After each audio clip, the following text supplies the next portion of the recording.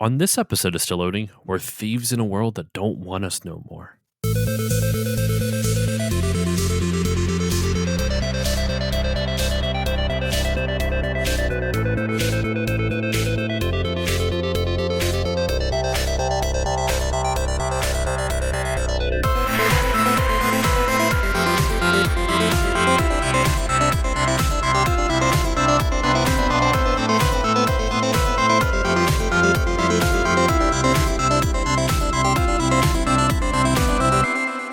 Hello, everyone, and welcome to this new episode of the Still Loading podcast. I am your host, Josh Koval, and today we are back again with more Red Dead Redemption. Last week, we talked about the original game. This one, I feel like we're going to be a little bit more comprehensive because this is Red Dead Redemption 2, and this is my favorite in the series by a long shot. And with me today is my friend Justine, who was with me for last week's episode. Justine, how are you doing? I'm good. How are you? I am doing very well, a little tired, but other than that, I'm doing fantastic because because I get to talk about this game, because we get to talk about this Yes. game. This game is absolute. I'm not even going to bury the lead. It's one of my favorite games of all time. And I'm going to hmm start this off by saying I played this game for the first time in 2020. I think I even mentioned that last episode. I played it for the first time in 2020.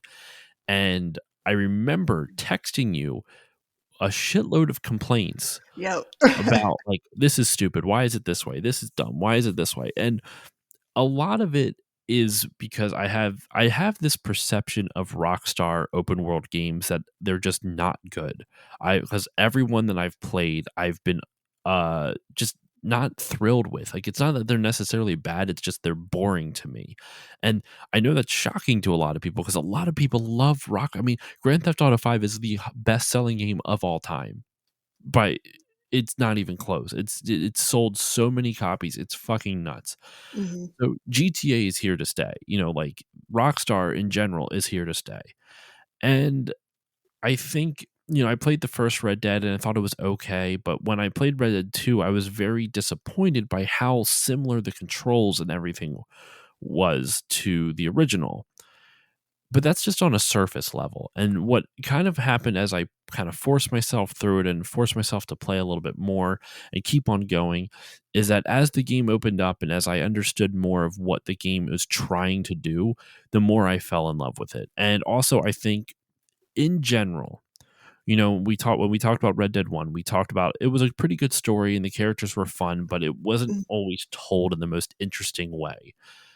This game has better characters, a better story, in my opinion, and it's told much more, not professionally, much more. It's better. It's told better. It's Yeah, it's a much more well executed story, in my opinion, than the first game. But what are your thoughts on this? right. Just, do you agree with me with my assessment, or do you have other opinions?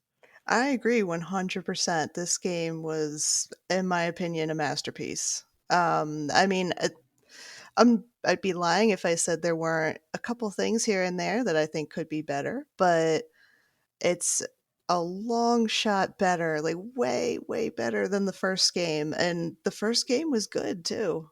Yeah, I mean, I think it just goes to show because the first game was a masterpiece, and it still is. I mean, if Mhm. you have to take it in a historical context, like it's a masterpiece. It doesn't necessarily hold up in my opinion, but at the time that it came out, it you that's when you have to really take it for what it's worth, right? Mhm. And what this game did, and it came out back in 2018. The specific release date is October 26th, 2018. That was for PS4 and Xbox One. It later received a PC port on November 5th, 2019, and it made it to Stadia ooh, on November 19th, 2019. Fuck you, Google. Uh, I don't know. The collector in me hates the streaming stuff. I love Xbox Game Pass. I have no issue with that. Even though I don't have it, it's a great deal in my opinion. So nothing against that. I just don't like game streaming. I don't think it's practical. Anyway, that's a topic for a different day. Um, but Red Dead 2, the reason I wanted to kind of start off talking about my impressions of it is because I wanted to be very clear about when I played this game, I went into it expecting to be underwhelmed like I was the first one. And that's, once again, not to say the first one is bad, but for all the praise the first game got, I had to push myself to play it. I mean, it wasn't hard. It wasn't like I had, it wasn't it wasn't a big fight. It wasn't a tough fight to push myself to play it, but it was still a fight. Like, I still had to push myself to actually continue on. And I did eventually get like well enough and like hooked that where it was fun, but it was still not. I didn't get engrossed in it as much as I did this one. With Red Dead 2, you couldn't pry the controller away from me. And I say that I was playing more of it today to kind of refresh myself, and I've been doing a second playthrough kind of steadily over the course of a month or two. Not nearly as fast as I played it the first time, but usually during my daughter's naps or after she's asleep for the night, and if my wife's not watching anything, so I don't get as much playtime. But every time like she wakes up from her nap, I'm like, oh, I just want to keep playing. Just go back to sleep for another hour, kid. Please let me keep playing this. But obviously I can't do that. So Red Dead 2, it just, I think one thing I want to start off with, I actually, sorry, I didn't even finish my thought. I just want to be very clear that when I say I like this game, I think it's one of the best of all time. This is coming from someone who does not like Grand Theft Auto games because of their control scheme and just because I've never been able to get hooked on. I got pretty far into GTA 4 and I got stuck on a mission, and that was fun. I need to play 5 still, so I will say that the newest game that would be the most polished I have not played. But it's just that this is someone who does not like Rockstar games, and this is easily in like one of my top, like probably in my top 10 games of all time. Like, and I realized this. I realized that I loved this game so much is that after I beat it, my initial feeling wasn't that strong. It wasn't like bad or good. I was just kind of saying, okay, all right, I beat it. That was kind of my initial feeling, right? And then afterwards, I was texting Justine and I'm like talking about all these different elements, and I just keep coming back to it. I kept wanting to discuss the story and discuss the gameplay, and it just kept sticking with me. The ending specifically, and we're gonna spoil the shit out of the ending on this, Yes. um, because it's just worth talking about. But it stuck with me. Like, it really stuck with me and resonated with me in a way I was not expecting. I think I fell in love with the game like a week after I beat it. Isn't it? It's a weird kind of way to describe it, but that's literally what happened. Like, I enjoyed it. It was hard for me to not play it, but I didn't have that like holy shit, this game is amazing feeling until like a week after when I could not stop talking about it, and I realized like this game really impacted me. And that is my connection to it. I'm sorry, Justine, I went on like a near 10-minute Oh, rant no, about you're good. why this game impacted me so much. So this is, like you said, this is one of your favorite games. In fact, you're one of the people who encouraged me to really give this game a shot. So Yes. what got you hooked on this game? You talked a little bit about how you discovered it last episode, but if you are able to go into a little bit more detail and talk about what this game means to you, kind of in the same lane, in the same vein. Okay. So basically, I saw a trailer for it at the E3 conference in 2018, and I saw that and a trailer for Fallout 76, and I'm not a fan of westerns at all, and I Oh, was already Fallout a fan 76. of Fallout, so I made a huge mistake. And Huge. huge. I I ordered Fallout 76 to come in on release day instead of ordering Red Dead 2 because it was between those two. I hate westerns. I did not feel an immediate connection with the trailer, but it was well put together and it was getting a lot of hype, which, I get serious FOMO whenever there's huge hype about anything. I got to get in on that. I got to see what's going on. Um, so Thank God you because didn't buy into the NFT I know. craze. Oh yeah, That's no. literally all it is. It's just you buy a receipt and you get for FOMO. That's it. I There's don't understand it at that's all. a well, I could rant about my dislike for it for hours and weeks and months. But that's, yeah. Sorry, I cut you off. Let's keep on going. But yeah, I ordered Fallout 76. It was awful. It needed to be worked on. to say the least. So That's I an understatement. very, very much so. And I was like, okay, well, I just kind of gypped myself. I spent like $60 on a game that sucks. and and so I feel like I need something. I need a new game that's going to make me feel good. So I went and I kept hearing more good things about Red Dead 2. So I bought it. And I was really trying to hold out on buying it so I could play Red Dead 1 first. I couldn't do it. I had to play it, and I it did not take me long at all to get completely attached to the main character Arthur.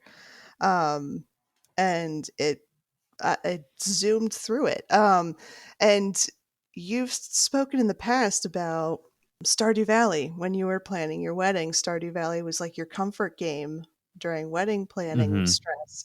Red Dead 2 was that game for me while I was planning my wedding um, in early 2019. I would come home, I would play Red Dead 2, and that was my comfort. And my wife, my now wife, then fiance, would sit there and watch me play, and she got attached to Arthur and the story, and she still is, and she never actually played through the game herself.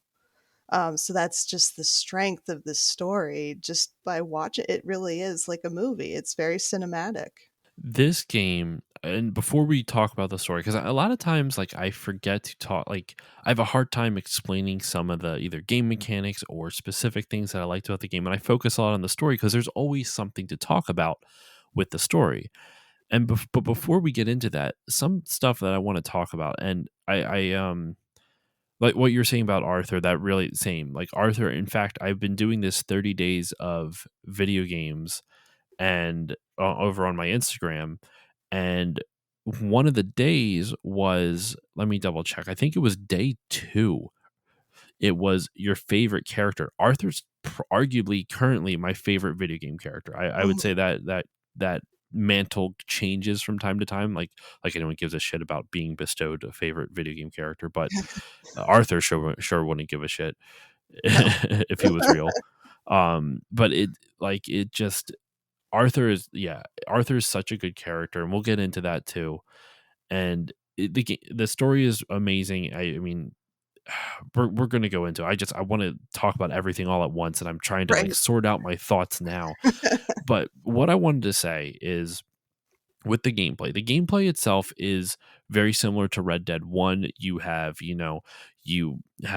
the Deadeye mechanic where you can kind of slow down time, almost like bullet time, and you can aim on specific spots on the body, target up to a bunch of spots all at once, and then once you hit fire, Arthur riddles off all those shots all at once, which is really it's super satisfying to It do. is. It really is. So you have that. You have horse riding. You can rob people. You can jump on other horses and steal them. You can, uh, break into places. Like there's a lot of stuff that you can do in this game. But what I think this game did more than the first one, and this is what continuously blows my mind, is the attention to detail of the world. Yes. Oh my Now, god. this game, I'm not surprised that it's so good with that. This game started development shortly after Red Dead 1 released. It started in the summer of 2010. So it took them 8 years to make this game. And Wow. I the believe the it. writing for it also started in 2010, and it didn't actually finish until 2018, the year it released.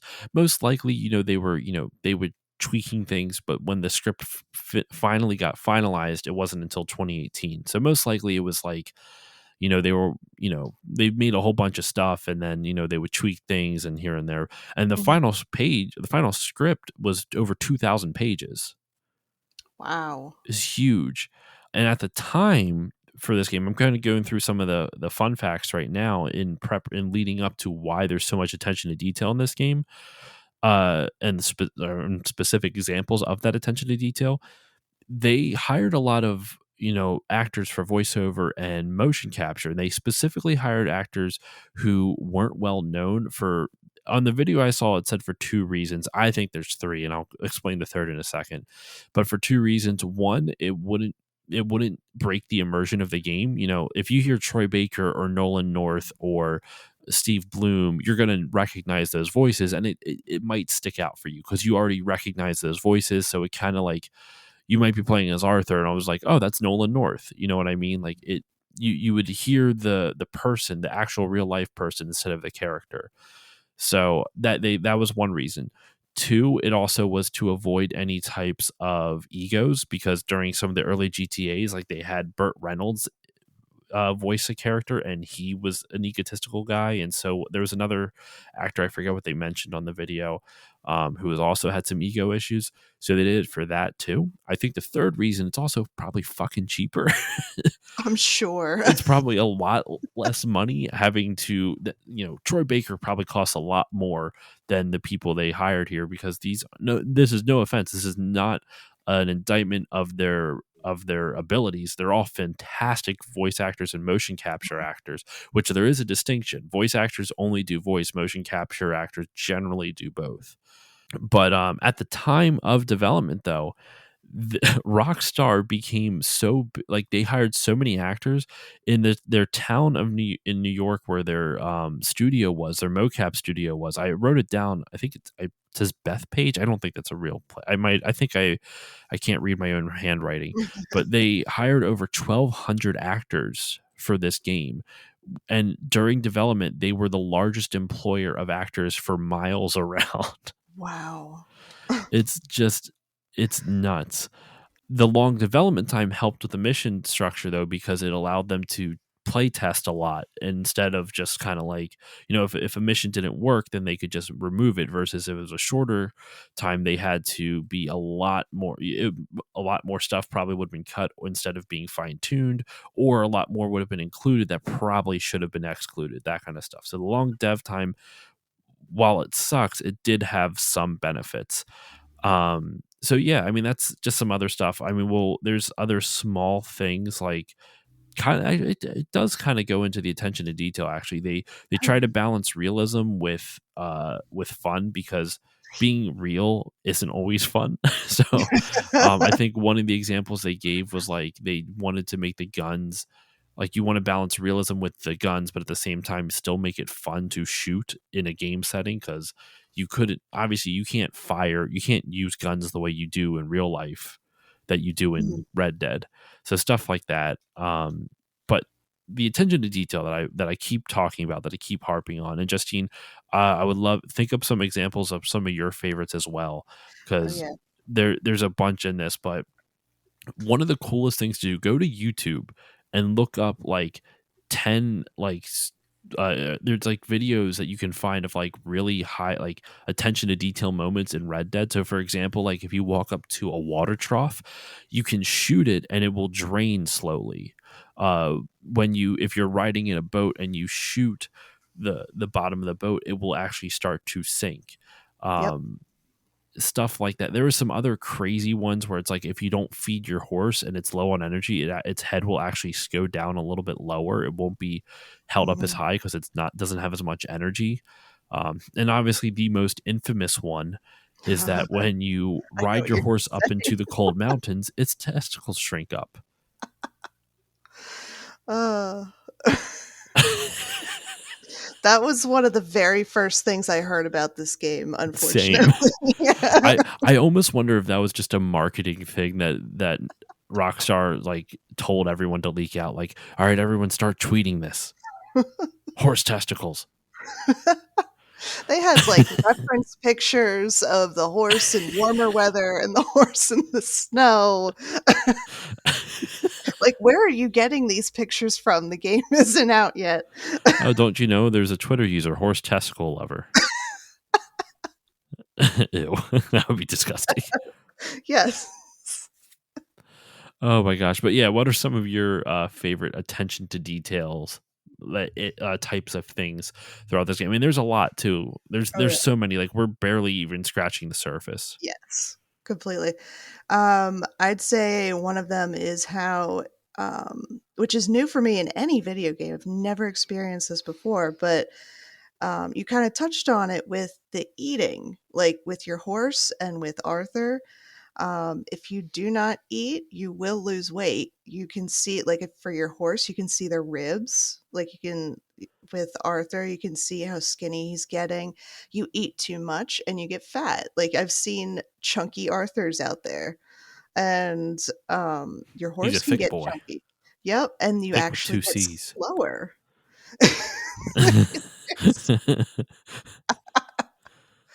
Uh, yeah. I've heard people call him that.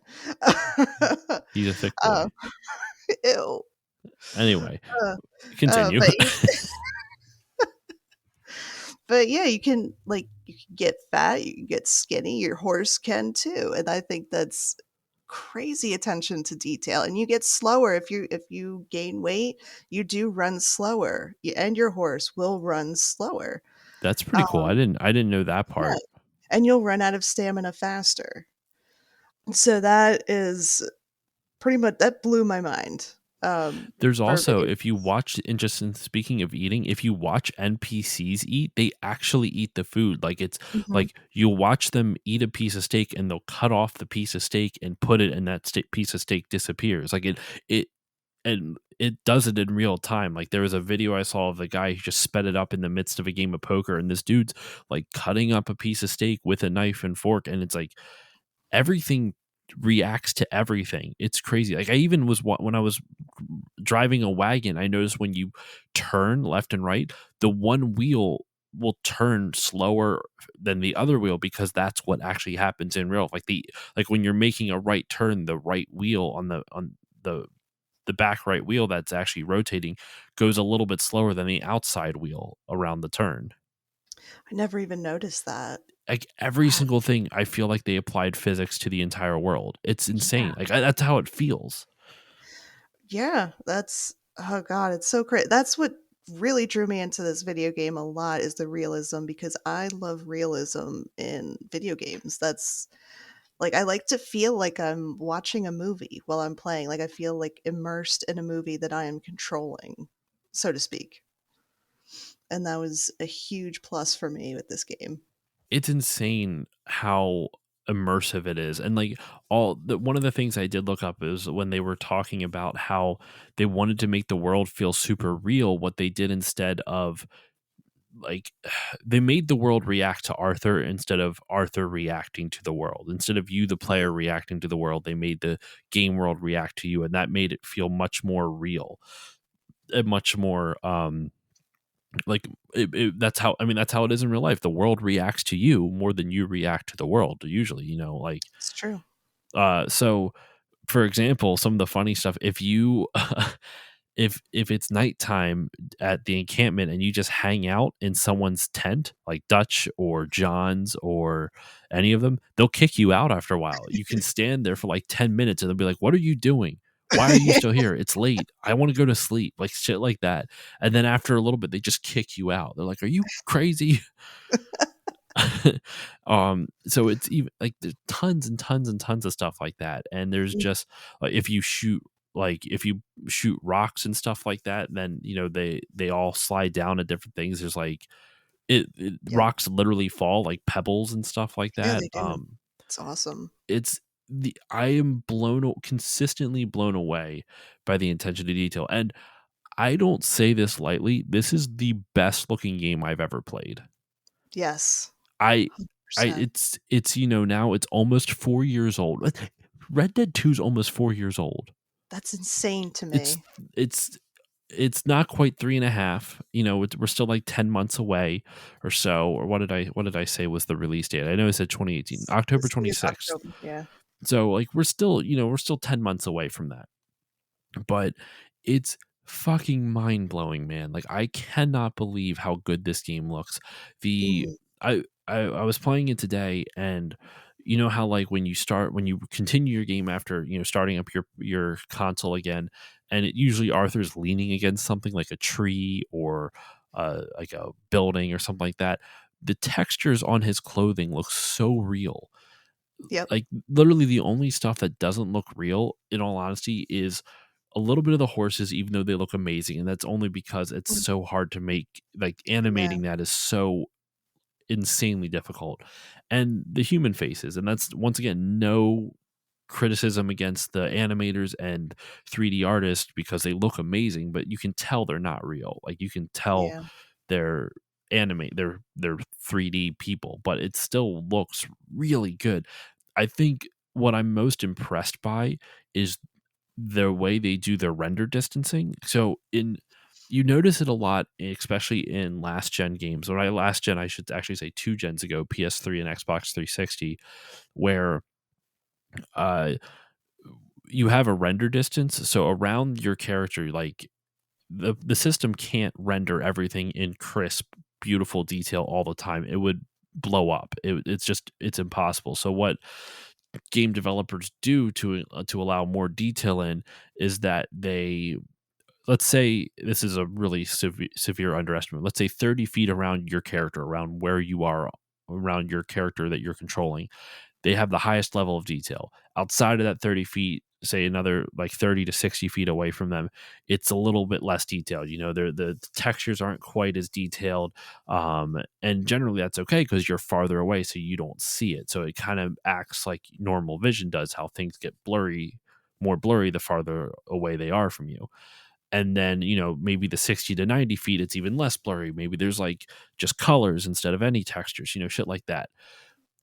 um, Now 30 to 30, the 30, 60, 90 example I just gave would be way too small. Now you would notice that in a game space, but in this game, I can't see it. I Mm, can't see the render distance, meaning like I can't see the line where it's having to buffer in the more detailed like textures. You know what I mean?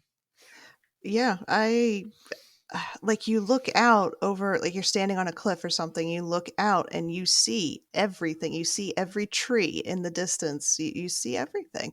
And I think there was actually an instance, somewhere in one of the southern states, I think, where this local news station had a segment where they had viewers submit photos of America, like those photos of America that, represented America, these nature photos or photos of, people enjoying something.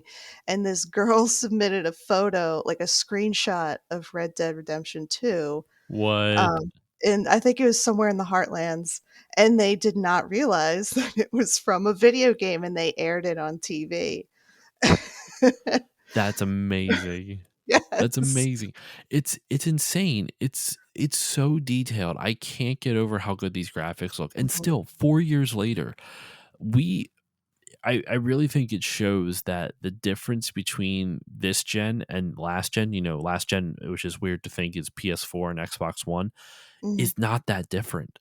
Like, yes, these No. new consoles are more powerful, but you're I can't picture them getting better than this. Like, Right, but yeah. I would play other games. I would be like, oh yeah, these are really good. But I'm sure there's stuff that, like, in the back of my mind, I was like, well, there's something they could improve with this. With Red Dead, man, Red Dead 2, like, I was thinking about it. I did the mission where you have to burn all the tobacco fields the Gray's Yep. mansion. And when you meet, I think it's after that, you have to rescue Trelawney, who's another character, and there's like bounty hunters that you chase into a cornfield. The textures on the corn stalks themselves looked a little rough by comparison to the rest of the game. Mhm.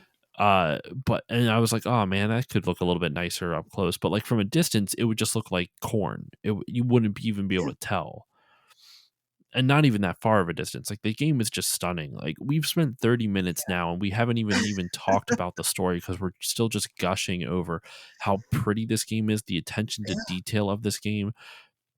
There's literally full videos, like numerous parts, like it's like part 1 through whatever, of just crazy attention to detail things that you can do in Red Dead 2, and it boggles my mind. And also, like, the amount of stuff you can do within the game, like when you go to like Saint Denis, Mhm. like, there's so much stuff in that city. Like, there's So much, yes. and one of It's my favorite today, I like that they don't shy away from the awful politics of the day. I was riding my horse in Saint Denis, and there was a dude preaching about eugenics, Yep. I know who s- you're talking about. yelling "Save the white race." It was awful. I went up and I just pistol whipped him. Oh And I god. originally just pointed my pistol at him. He's like, "I know you don't like it, sir, but I'm speaking the truth." I'm like, "No, you're not. You high?" And I like that I did the one side mission where you have that one, I forget his name. I think it was Jeremiah, but he has a pocket watch, a ledger, and a pistol up in a cabin, and it's all been seized by the bank, all up in his old house. When you go and he asks you, like, "Could you get that for me?" And Arthur, being the good guy he is, goes, "Yeah, sure, I'll do that." And you Right. go up and you find out he was a slave trader. Yep. And when Arthur brings all his stuff back, he throws it in the fire for a little bit. And my wife was watching. She's like, "That's awful." I'm like, "That dude was a slave trader." Like, Yeah. one of Arthur's quotes is like, "Some jobs ain't worth saving." Mhm. And I was just like, "Fuck yeah, man!" I love that Arthur is like. I just once again, the character of Arthur is fantastic. Yeah. Also, if you shoot that guy after the cutscene, you gain honor. Oh, I should have done that. Yep, I shoot him every time because he's an asshole. Why would you wanna keep a slave trader alive? So, yeah, I shoot him every time. Same with the KKK, you can run into the Oh, KKK I kill them every every time I time. see him. Yep, every time. I what's once again, attention to detail. There was a lot of times I see them at night because you can see their burning cross from like a mile Mhm. away, and then you go and attack them. I saw them during the day when they were prepping for a nighttime thing, Yes. Yep, in and Scarlet Meadows, yeah. they were like they had the cross there, and it was just the two members. So I walked up and shot them both and walked away. Uh, it's just it's nuts. It's so it's so good. I can't get over it. I think we should talk about now just some of the characters, and then we'll get into the story. So you play the character of Arthur Morgan, who is pretty much the right hand man of Dutch Vanderlyn, who is the gang leader. Which, if you remember from last week's episode, and you remember from Red Dead 1, because Red Dead 1, John Marsden is hunting down the former members of his gang. And what I love about this, and I didn't notice this until I literally just, I shouldn't say I didn't notice it, but it didn't dawn on me until I was reading the plot. The people that you hunt down in the first Red Dead are all the people that stick with Dutch when the gang breaks up. Mhm. Yep. Are all the members who literally leave all your guys to die because they're more worried about themselves than they are about the gang, which according to Dutch is family. You're supposed to take care of family, and Dutch very much over the course of the game does not, and we'll get into that. But then you have the gang leader, Dutch Vanderland. You have the co-leader. So pretty much the three co-leaders of the gang are Arthur, Dutch, and Hosea. And everyone else, while there's people who've been with them for long amounts of time, those three are pretty much like the leads. Those are the Mhm. heads of the gang. Then you have John Marsden, who obviously is the protagonist of the original Red Dead, and he is kind of like he's newish, and he's kind of on again, off again. He left the gang for a long while and then came back, even though he has a wife and a kid. Mhm. So that causes a little bit of an issue at the beginning of the game. They kind of like he's on the outs with the gang, sort of, for doing that. Especially with Arthur, there's a lot of tension between John and Arthur, and I think Arthur had some feelings for John's common law wife. We'll call her Abigail. There was an entry in Arthur's journal at one point where he said, "Perhaps I should have married her." Wow, I didn't know that. Yep. So I think he accepted that he would never be with Abigail, but I think in his heart he kind of regretted how he didn't try and marry her and try and be that one for her, and because then she got John, and John broke her trust, got her pregnant, ran away, left her, and then came back, and he didn't trust him, and he kind of resented him.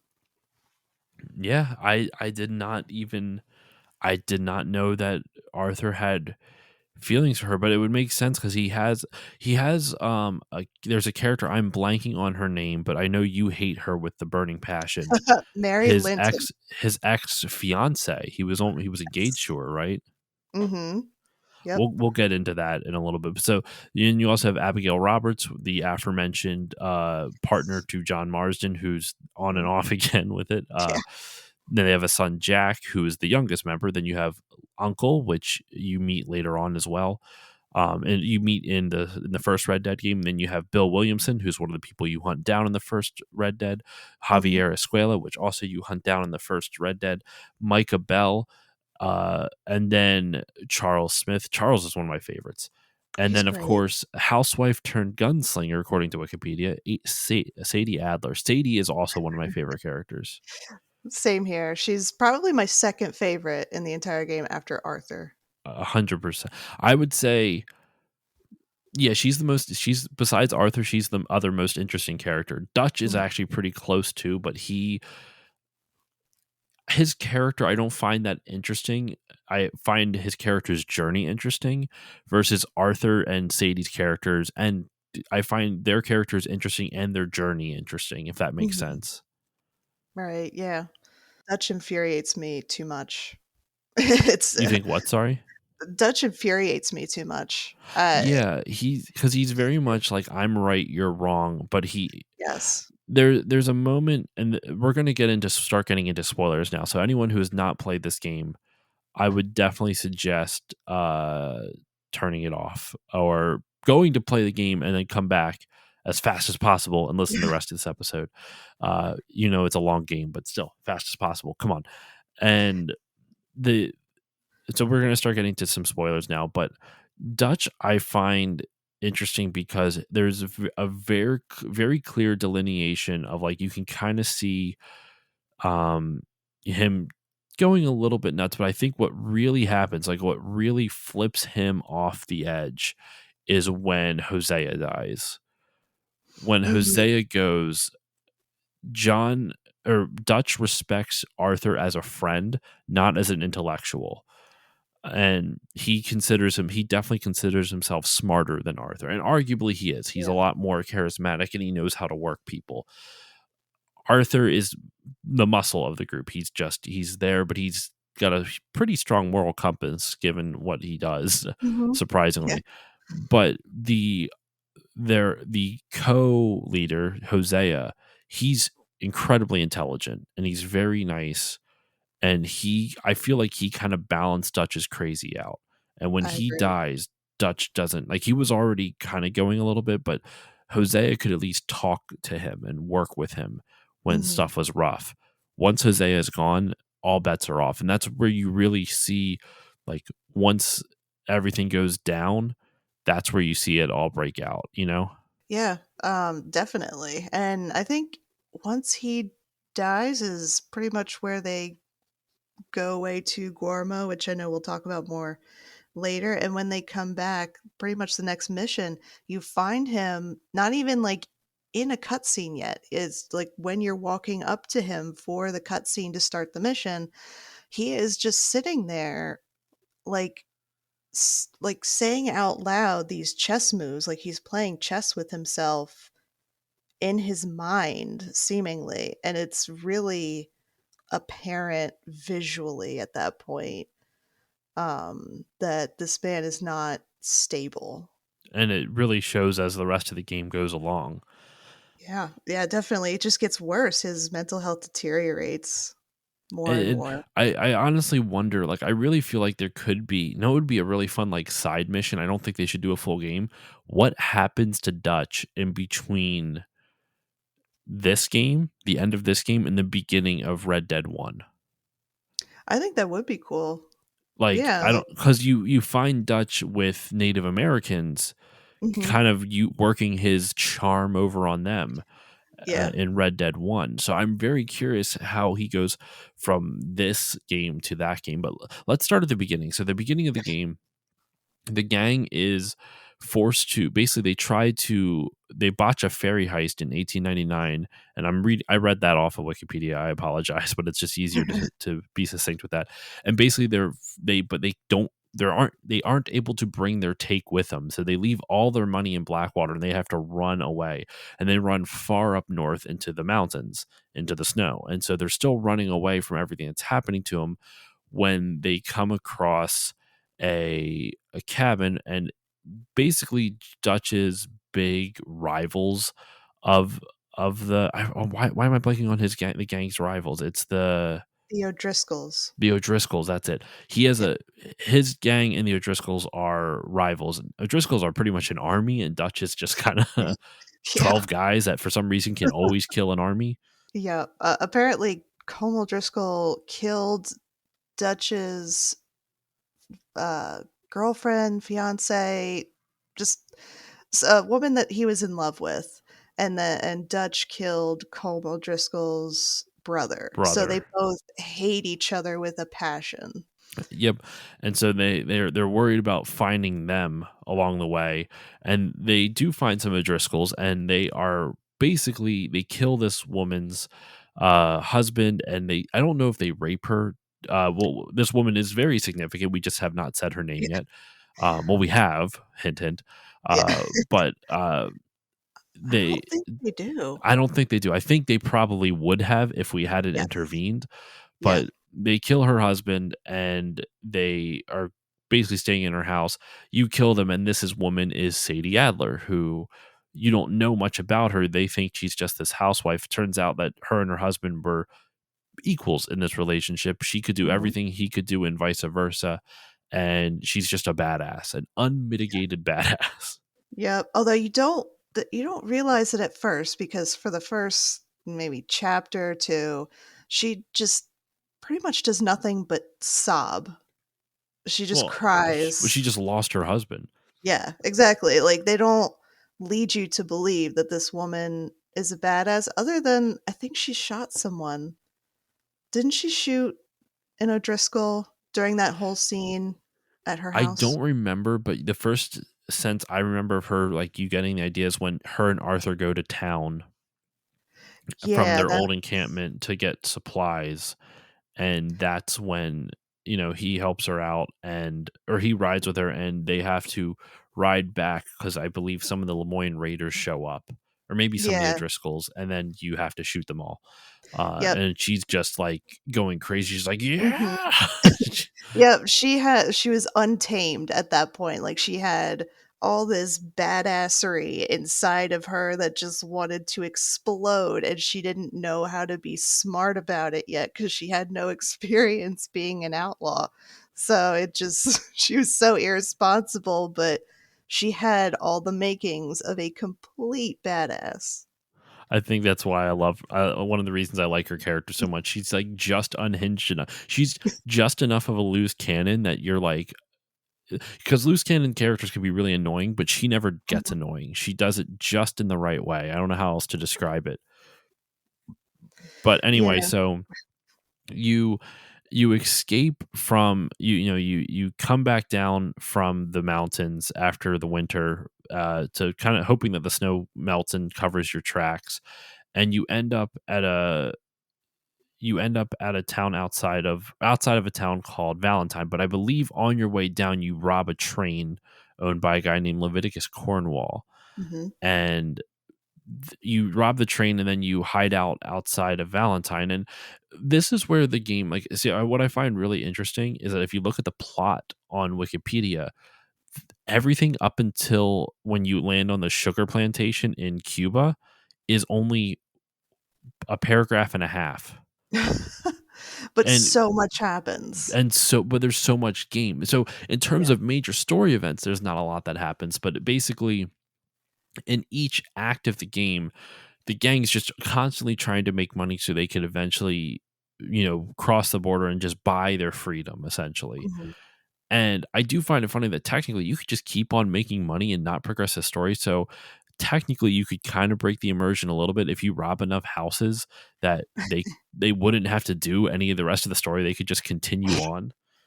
But that's besides the point. There's no number that, to the devs credit, there's not a number that Dutch gives you to be like, we have to make this much money so we can leave. Mhm. Like they And I kind of think give a that's That's part of What? the problem. That's part of the problem too, is that they don't have a set number of how much money do they need. It's always one more score. We just need to do one more. And he has all this money stashed outside the camp somewhere where he doesn't really tell the other, like the camp members. And Mhm. it's just one more constantly. He doesn't actually say, we need this amount of money in order to be able to buy our freedom and leave. So everybody's just kind of scrambling to try and make as much money as possible when they have no idea when they can stop. Yeah, and I feel like that really kind of feeds into what Dutch's character is like. Remember, I said Mhm. last week that you should like psychoanalyze the characters from Red Dead. Dutch, like this is kind of telling. He's the money doesn't actually matter all that much to him. He just No. wants it's the power, and the Mhm. money probably does come into it. But he doesn't. He never wants to use it. He just wants to know he has it. Yeah. And you could even make the argument, even if he doesn't care about the money, he likes the thrill of it. He likes to rob banks. He likes Yeah. the thrill, and he doesn't know that he likes it, type of thing. Or if he does, he's not willing to tell anybody or admit it to himself. Who knows? Yep. But so you in the first chapter of the game, which I forget how many chapters are there total. Do you know? There are 6 in the main storyline, and then there's the epilogue, which has, I believe, 2 chapters. Okay, okay, So yeah. the So in first chapter is basically up in that mountainous area in the snow. yes. So in the first chapter, you have the first chapter is just escaping the mountain, and I believe it's the train robbery. Yes, yeah. Then you escape to just outside Valentine, and chapter Mhm. 2 is really where the game kind of begins in earnest, because Yeah. that's where you first get your sense of open world freedom, and you can travel Yes. around and you can Mhm. do stuff. And this is where the game there's a lot of different stories, but I think what's or different missions, story missions, but I think it's interesting is that they really start painting the picture of how much you can do in this. Like in Valentine, there's a there's a business that has a secret like business in the back that you can end up rob. It's an illegal Yep. business, so you're kind of in the clear to rob them. Mhm. So I never tried doing those. I actually want to at some I point. Like did. It's th- actually pretty difficult. I believe it. What I think is cool, what this second playthrough, I'm really trying to like the first time I just focused more on the story, but now that I kind of know what's going on, I don't need to know what happens next because I already Mhm. experienced the story. I'm I'm exploring the world a lot more. Like I'm Right, actually like yeah. what I just did the last time, like today, was I have to do another mission for I want to say Dutch. I'm in chapter 3 at the moment with it, which is the whole you know the Braithwaites and the Greys, that whole thing. Mhm. We'll get Yep. into that in a second, but I've started like riding my horse all the way up, and I actually found a hunting spot for one of the rare animals, like Mhm. the moose up in the far right corner of the Okay. map. Yeah. But I'm walking around and exploring stuff and just trying to like seeing what all the extra side missions that I didn't experience were and stuff like that. So I'm really trying that this time around. But in any case, chapter 2 is where you first really to get to be able to do any of that. And you can kind of get the idea that in chapter 2 you can go to a bar and get drunk, as there's a whole mission Mhm. about that with you and Lenny. And we haven't even talked. Lenny wasn't included on the list that I have here. There's a lot of No. other characters in the Yeah, there gang. were I others, yeah. There's a lot of other characters in the gang.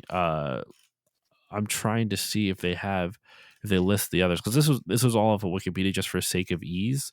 But yeah, oh my gosh, there's so many others. There's Well, Karen, there's yeah, there's Josiah Karen. Trelawney, there's Kieran, there's Mhm. Lenny, Strauss, he's the reason, spoiler alert, Arthur dies. Mhm.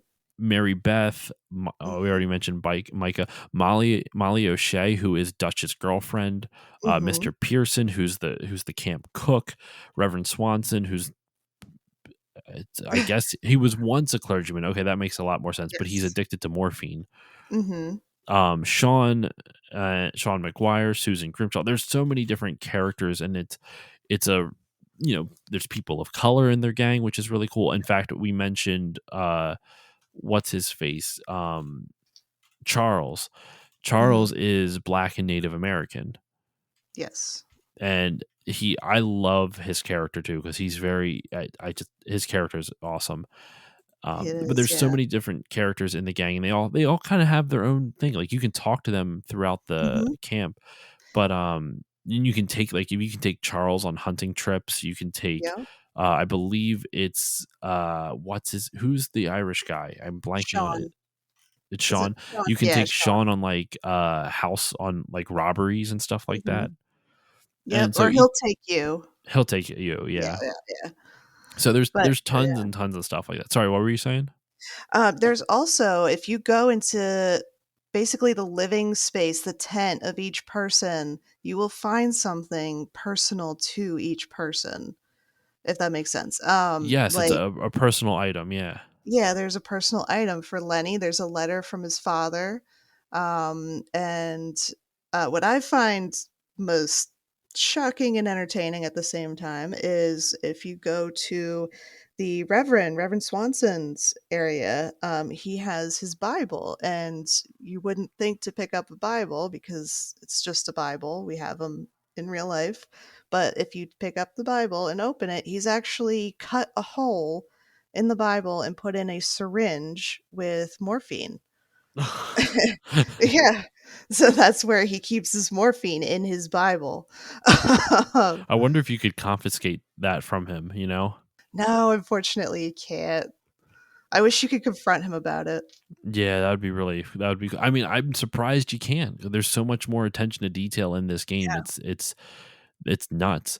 But so yeah, mission 2 act 2 is chapter 2 is Mhm. really where the game opens up, and the whole premise of this one is they're just getting money, like they're just doing Yeah. side missions. There's not really a whole lot of major stories that happen in this until the very last chapter when Cornwall, the guy you robbed in chapter 1, he shows up with all the Pinkertons, and Pinkertons were and still are a real life business, a real life Mhm. company that were essentially back. Now they're not this, but back in the old west, they were mercenaries for hire, and they were ruthless.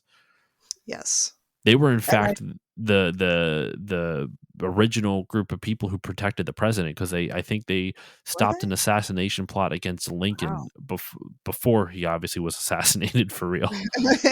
I Um, heard that, I don't know if this is just a rumor, but I heard that the current, like, remaining Pinkerton family actually tried to sue Rockstar for falsely portraying the Pinkerton family, yes, in the game as bad guys and villains when they tried to do good.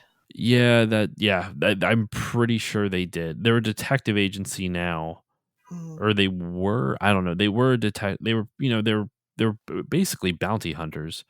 Yeah. It started in 1850, 172 years ago. It's still a thing. They still exist. You can go to pinkerton.com. They're owned by a company named Securitas AB. But in any case, so yeah, it's just kind of they have a very checkered past, to say the least.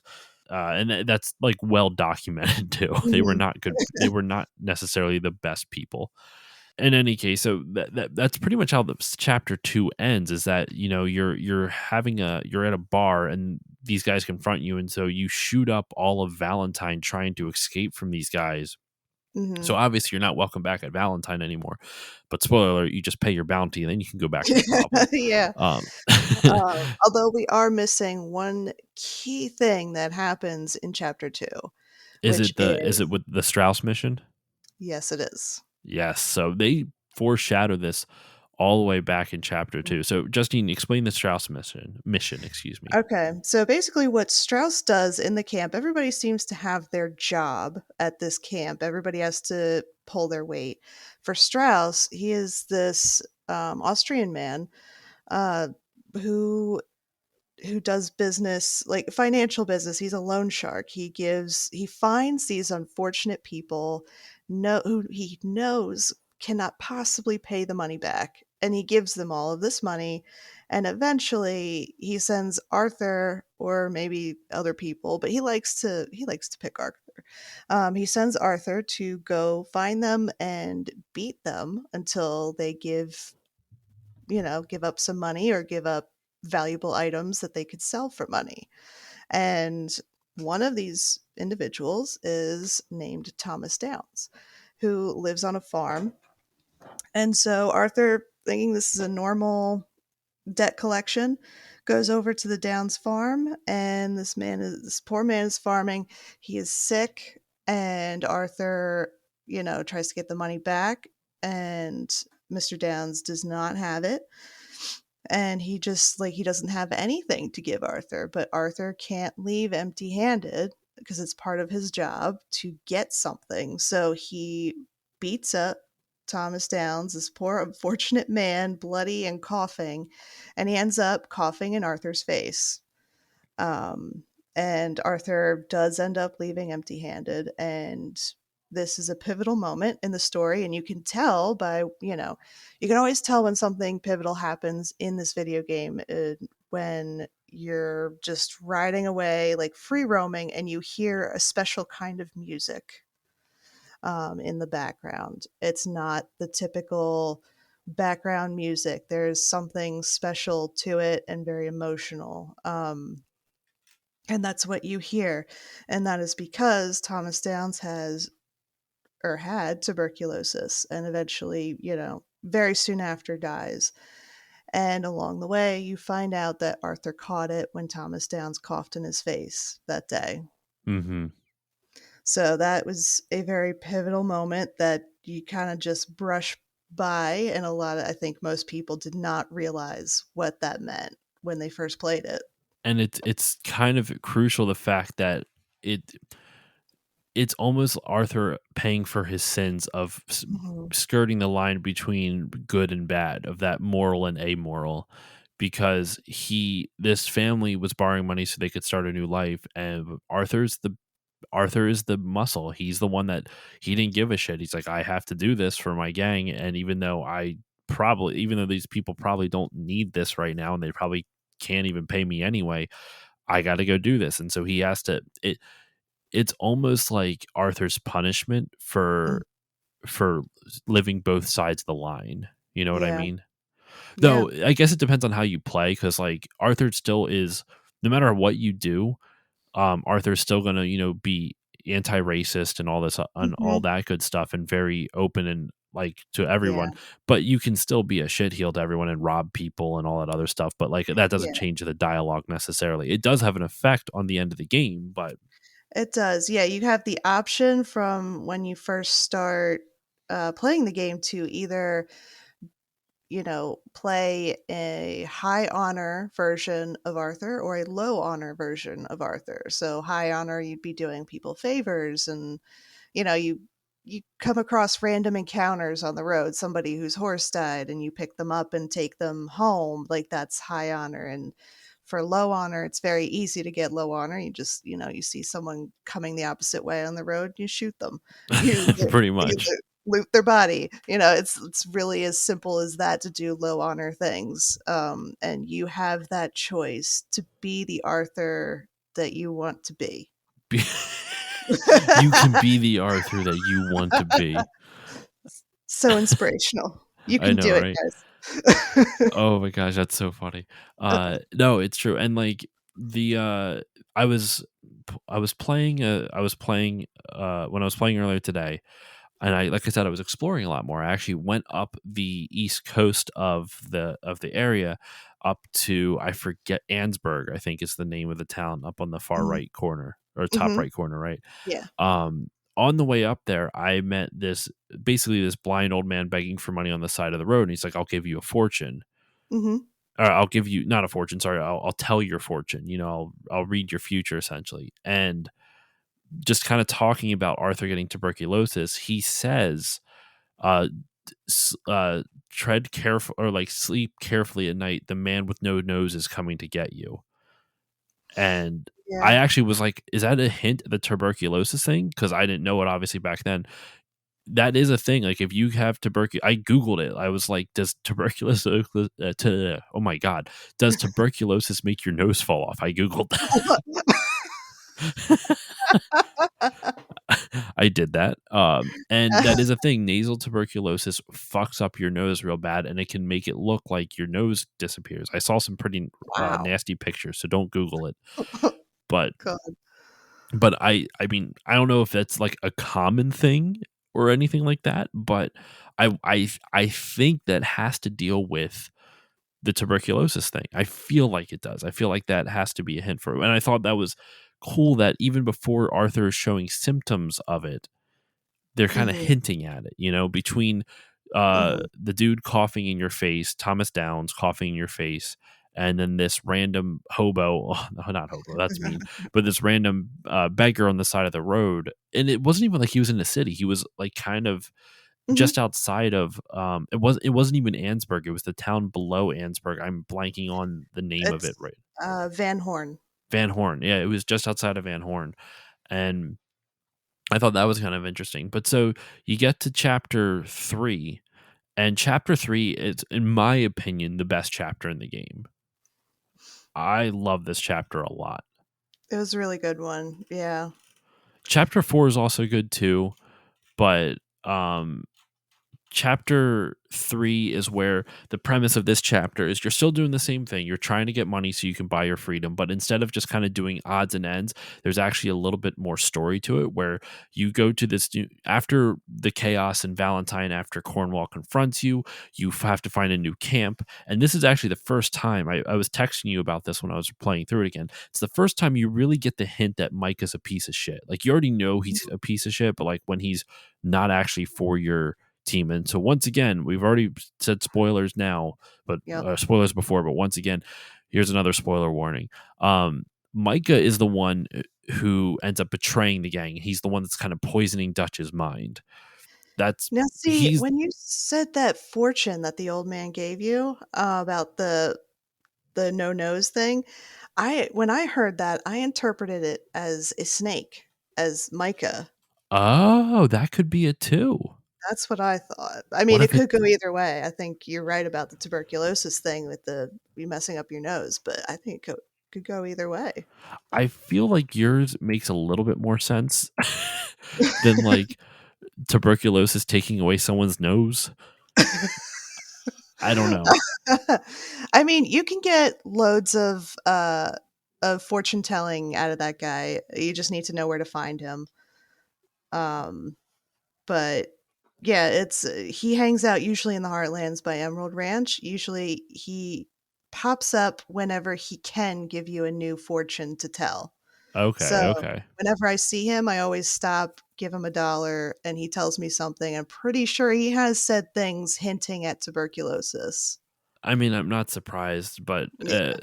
so what I was going to say though, the first time you get a hint that Micah is the guy who betrays you, who betrays the whole gang, and also talks poison Dutch's mind to kind of bring him closer to the brink of insanity, is and when you're moving camps, Dutch tells you Micah said there's a really good spot over here and over in this creek essentially, and you go up to this dried up creek bed and you're like, this is an awful place to camp. We're so we're out and we're vulnerable here.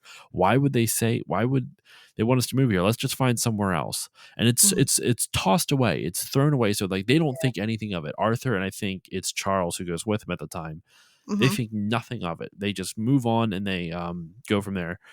And so you find a new camp, and I know there's some, you meet like I think they're a German family Yeah, on that mission, German. and you have Yeah. to save the dad because the he got kidnapped by some bandits or whatever. So you rescue him, but that's more of like a one off little story. Yeah. Although But they so do come back. do they? They save Arthur at one point. It's very quick.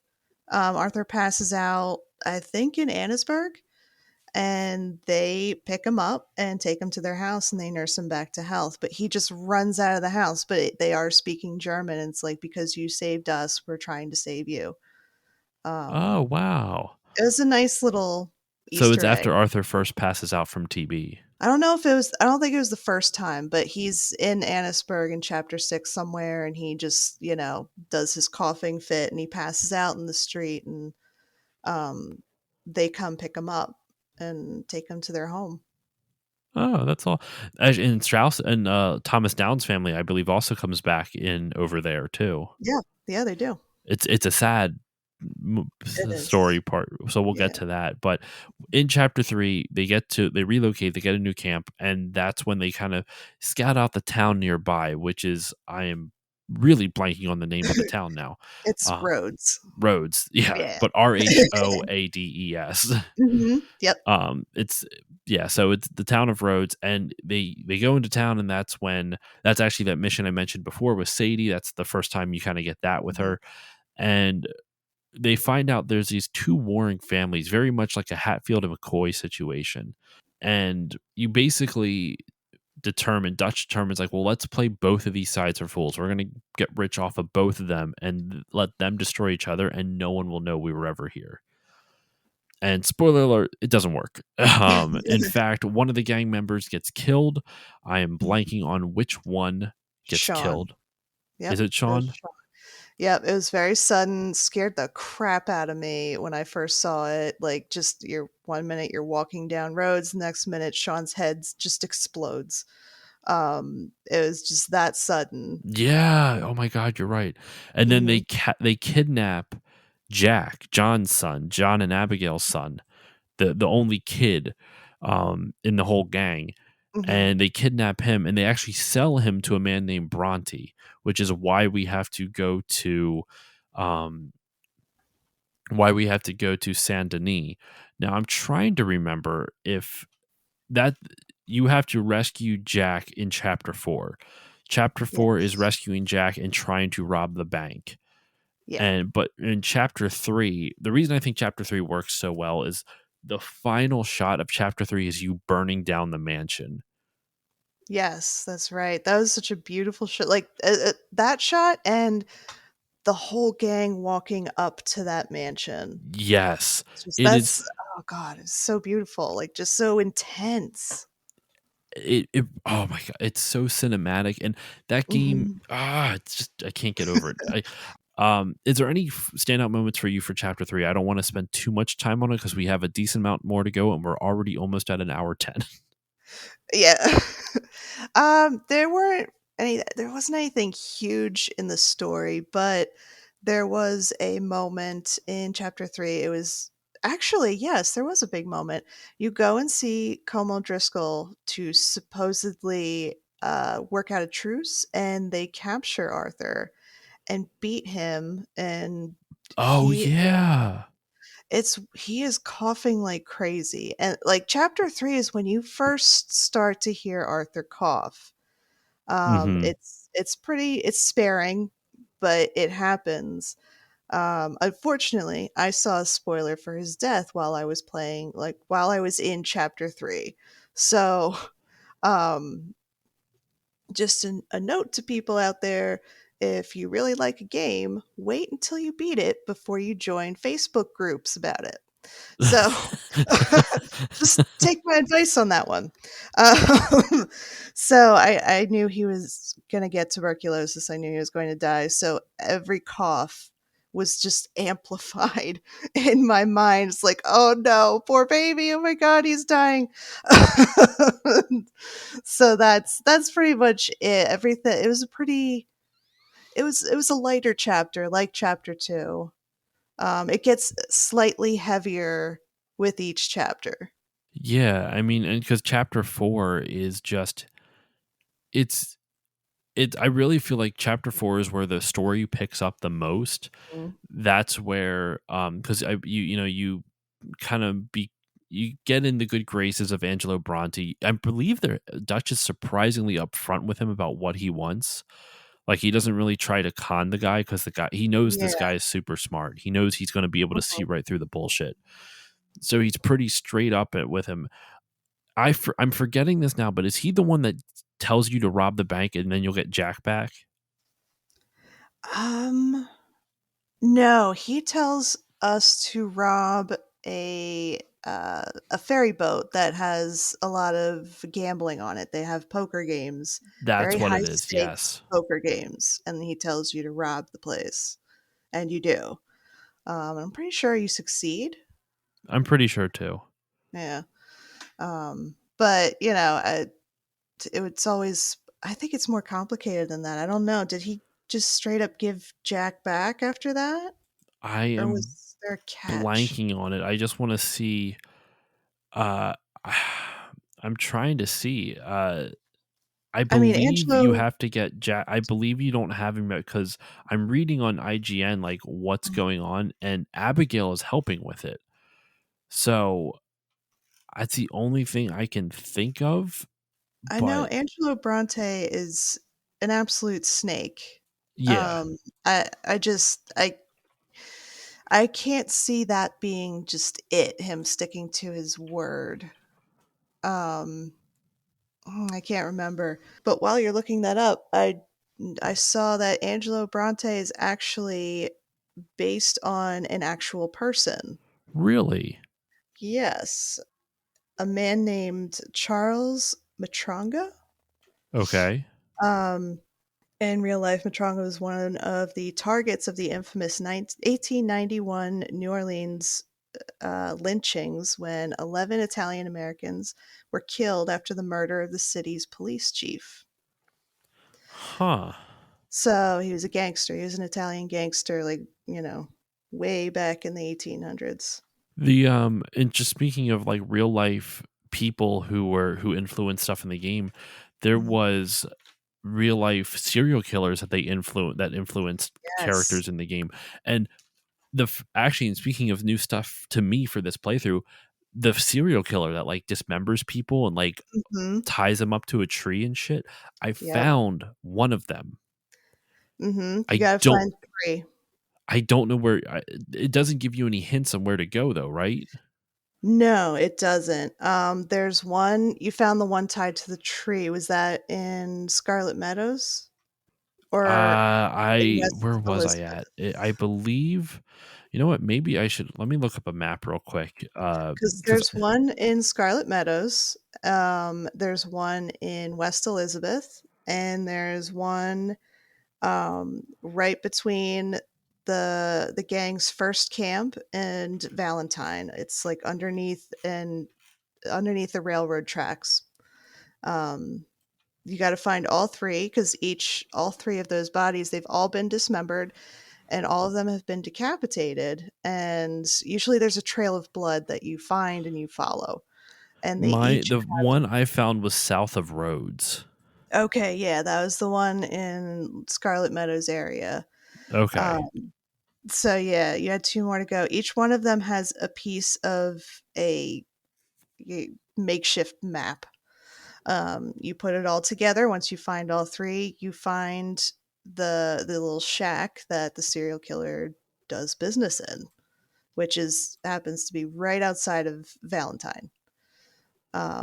You go in there, it's empty. You can find like notes from between him and his mom, and then you go to his back room, and it's all bloody, and you see all these, knives and everything, and dismembered body parts. It's creepy. There's a camera, um, and then he sneaks up behind you and knocks Arthur out. And that whole it's like a whole side mission where you have to, like, he's basically talking to you, like playing with his food, while he's getting ready to kill you. And while he's talking and being egotistical, Arthur is basically slithering out of the binds that's Yeah. holding him. You knock him down, you tie him up, you take him to Valentine, to the sheriff's office. And what ends up happening is the sheriff is not careful with this man, and the serial killer actually jumps on the sheriff and tries to take a bite out of him. And you are left to either save the sheriff and shoot the serial killer or just leave and let whatever happens happen. I wish you didn't have to spoil that for me. Oh my god. I'm just kidding. That's fine. Um I mean, being completely honest, I would have liked to go into that not knowing it, but at the same time, it's a side mission, so Mhm. I, I that's okay. I don't know where it's at. In all honesty, I'll probably forget. I That's insane though. Like that's the attention to detail, like these little storylines that if you're not paying attention, you know, Mhm. um, I'm still trying to find the mission. I do believe you are right though that you do get Jack back in sometime in chapter 4 before the bank heist. It Can't is tell before the bank heist, yeah. It I is can't at find near that. exactly when, but it definitely happens because there's a big party, Mhm. right? There's a big party about getting Jack back, and by the time you get, at the end of chapter 5 or the end of chapter 4, when the bank heist goes wrong and you have to get on a boat for Cuba, then Cuba goes wrong. By that time, the gang's pretty much done. Like it's I pretty Yeah, much like over. a Even though lot like happens. you do come back together, but Mhm. for by and large, it's It's not the over. same. It's not the same. And also at some point, at the house you're staying in, you guys like the gang stays in a ramshackled, abandoned plantation house. I guess it's hmm considered a plantation house. Um, and at one point, I think it's the is it the O'Driscolls or the Pinkertons or some they find out where you are and they kill one of the gang members, Kieran. They chop his head off, I think, and they send his like they put his body back on his horse and send his horse running into the encampment. And I remember being upset by that one because Kieran was a sweet guy. A lot of the gang members are surprisingly nice. Yeah. For people who rob and kill people, they're very nice. Yeah. With that said, they at least only do that when it's like necessary. Uh, Kill when it's necessary. but at the same time, it's like uh there like what was it, I was playing the mission where you have to burn all the tobacco fields like I mentioned before, and Arthur kills a ranch hand, like he kills one of the guards there, and the dude was so nice to Sean. They were having a great time, and I felt Aw, awful killing the dude, but they told me to do it. I guess I could hog tie him, maybe? but the game told me to Oh, kill him, so I did it. yeah. I'm just a sheep, I don't make decisions. uh but in any case, but chapter 4 is pretty much after chapter 3 goes to shit and the two families double cross you, and the one kidnaps Jack and sells him. You go to Angelo Bronte, and they sell him to Angelo Bronte. You have to go to Bronte, you get him back from Bronte, but then Bronte double crosses you, which is not surprising in the slightest. No. And you basically have to get out, and I forget exactly how he double crosses you. I wonder if he gets the O'Driscolls on you, or I don't know exactly. I'm pretty sure I don't think it was him that that caused them to have to move. I don't think. He does double cross them. I don't remember how exactly, but I do remember that they end up going into Bronte's house, killing all of his men, capturing him, and then they take him on a boat into the bayou and feed him to a gator. and Or that no, he spec- drowns. and that specifically is where Arthur, I think, really, like, he already has issues with what Dutch is doing. Yes, Like, he's yeah. confused by it. He doesn't understand Dutch's decision making anymore, and that's Mhm. when I think Dutch completely loses Arthur as like a Yeah. mentor. Or Yeah, or no, at sorry. least starts to. Or yeah. Well, Um, it started before that, but I feel like when Dutch feeds him to a gator, that's when Arthur's like, "What the fuck, man? Like, I don't. This is not the Dutch I know. Like all the other times, I could at least put it off as like there's stuff going on, like things constantly happening. But it's like stuff's I don't constantly know. happening, so he could at least write it off as like something else that's going on. But then when he does this, it's just like I don't understand this anymore. I mean, I think it's still I don't think it's complete yet. I think it because you can to a certain extent write it off because Angelo Bronte is an awful person. Um, and Dutch drowned him, and it was completely rash. And Dutch was a little scary in that moment, and so there's certainly a what? Who is this man? Yeah, Um, but I think what really did it for Arthur was in Guarma, where Dutch kills a woman for really no apparent reason. He also so Guarma is chapter 5 because pretty much Mhm. well let's just get into that quick then because pretty much what happens in chapter 4 they rescue Jack. Bronte goes back again. Bronte double cross them. Dutch feeds him to gators, and then they rob a bank. Yes. And this is supposed to be like he's Dutch's logic is now like we just like the heat's already on to us. Let's just do this one last heist and get the fuck out of here.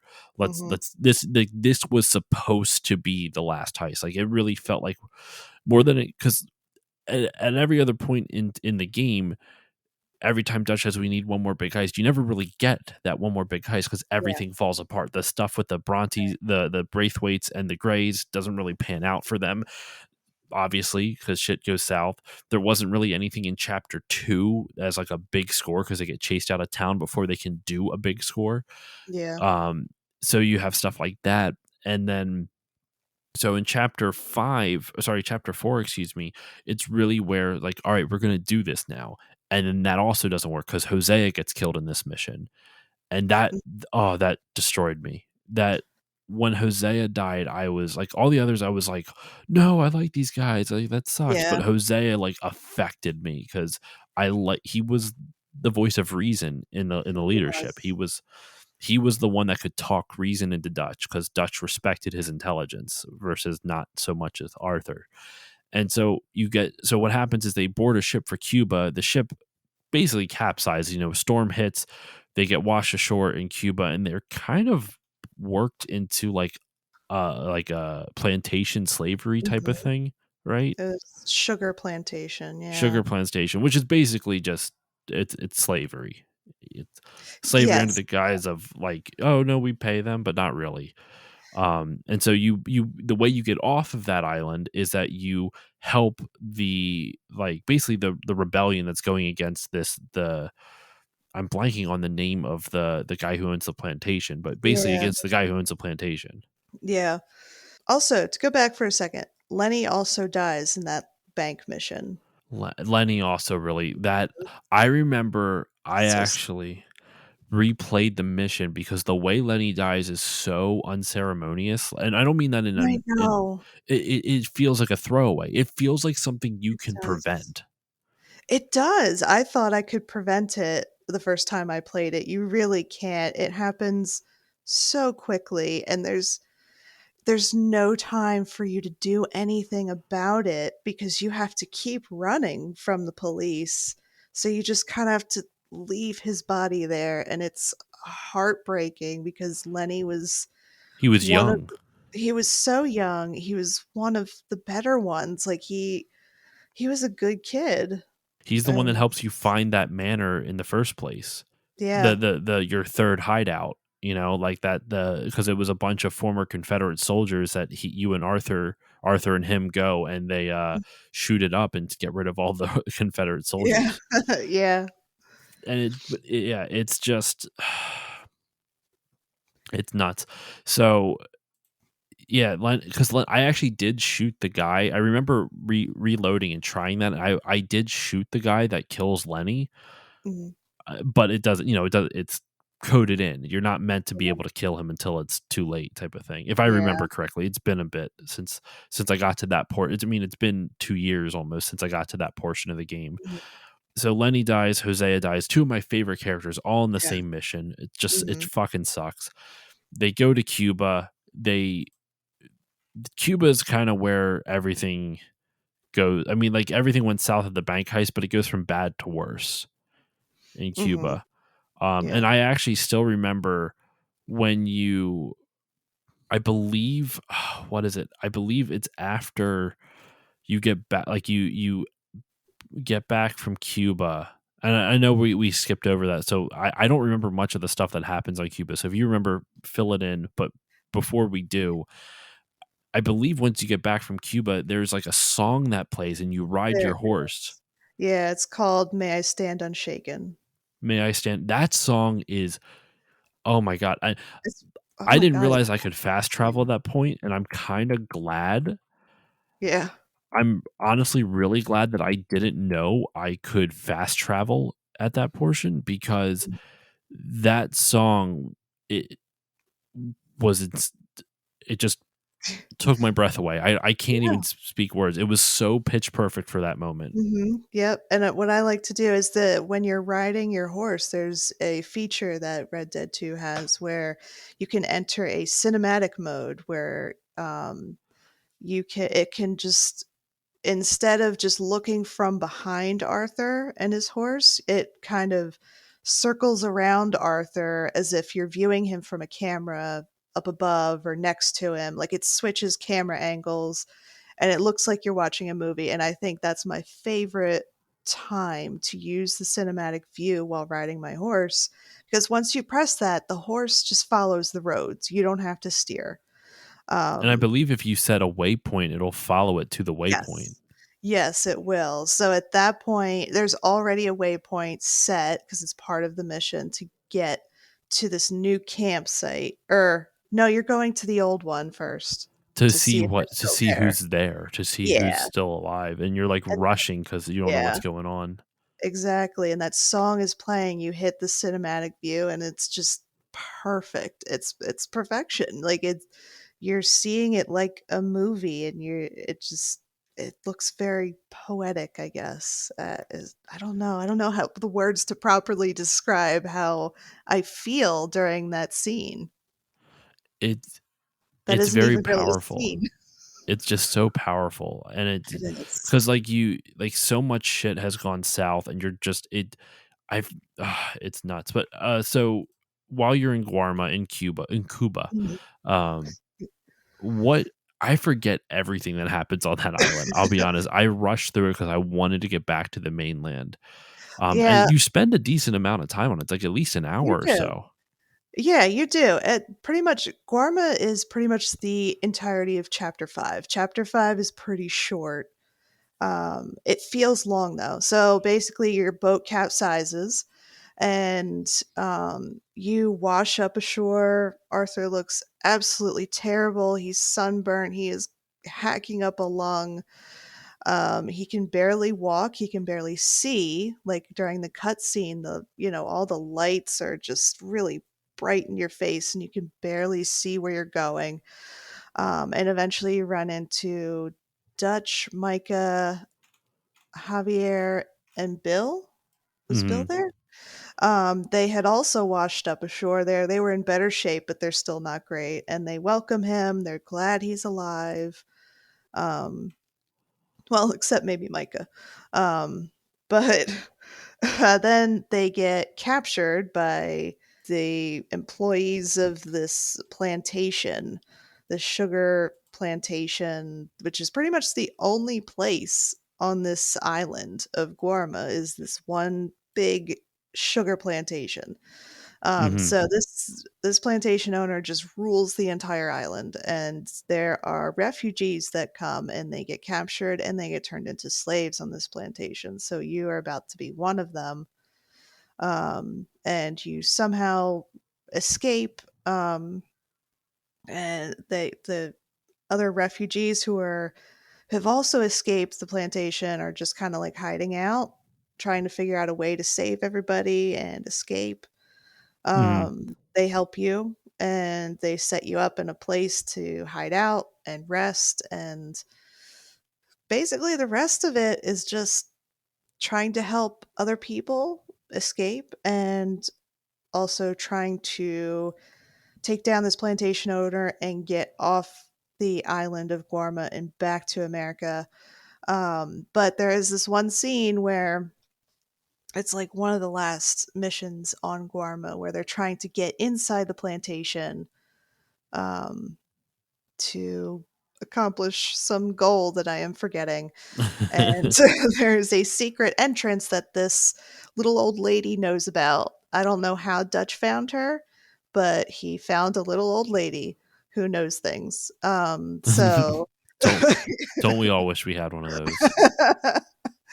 So she's like taking them through this hidden cave that was on the edge of a cliff. You have to Yes, I like remember this now, yeah. yeah, you have to like shimmy across this.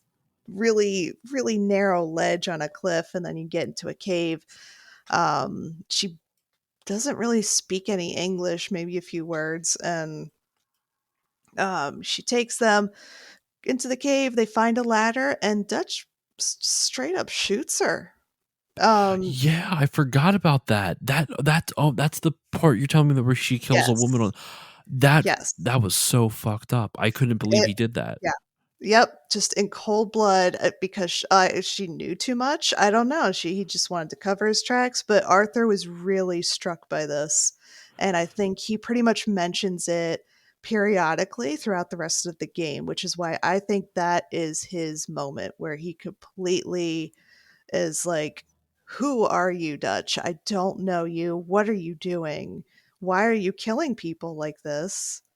And he thinks I think he's catching on that Dutch is becoming Is unhinged. insane. Like he's not the Yeah, Dutch that you knew. he killed an old lady. Like what? There's no reason for that. She helped you. Yeah. And So and also like he Dutch surprisingly later on in like the next chapter he kills Cornwall, Leviticus Cornwall. And yeah, that also surprises Arthur, not in the hmm, same way, but still yeah, like you're still not expecting that. And yeah, this what I find so interesting about Dutch's character is that it's this game is his slow descent into madness. He steadily it just is. kind of loses his way, and it seems like he kind of rights his ship based off the events of what you see in Red Dead 2. I mean, he's still not a good Mhm. person, but he doesn't seem as crazy as he does in this game. Now, I don't think that was maybe necessarily on purpose cuz I don't know if Mhm. they planned out the events of this game before Red Dead 1 even came out, or if they Yeah, had this story in mind before Red Dead 1 even came out, but it really isn't like Dutch's character. He just steadily goes more and more insane, just yeah. steadily more mad. Now, we are going pretty long, so to kind of not wrap it up, but like just kind of move on with the story real quick. I'm going to skim over some of the stuff leading up to kind of like the final moments with Arthur. Um, After you get back from Cuba, you find out John is scheduled to be hung, and Mm, no one is willing to go rescue him. Dutch isn't going to willing to go. I don't think you really found Charles at that moment. He might have been there and he might have been willing, but it's pretty much you and mhm. Sadie. Yeah, Sadie's the only one who's like, yeah, I'll do that. I'll come with you, John. John's part of us. John's one of us, and it's a really fun mission actually. You get in like a hot air balloon and yeah, you're yeah, like flying over large portions of the ocean and trying to find the military camp that John's being held at. Then you have to rescue him and whatnot. Uh yeah, it's a pretty intense mission, and you rescue John, and pretty much Arthur makes it a point, and I think this is where it kind of makes it even more beautiful and poetic that you said that he kind of had a thing for Abigail. Oh, we hmm, didn't even talk about Arthur's like former love interest. We'll get to her. We'll talk to her about her at the end, though.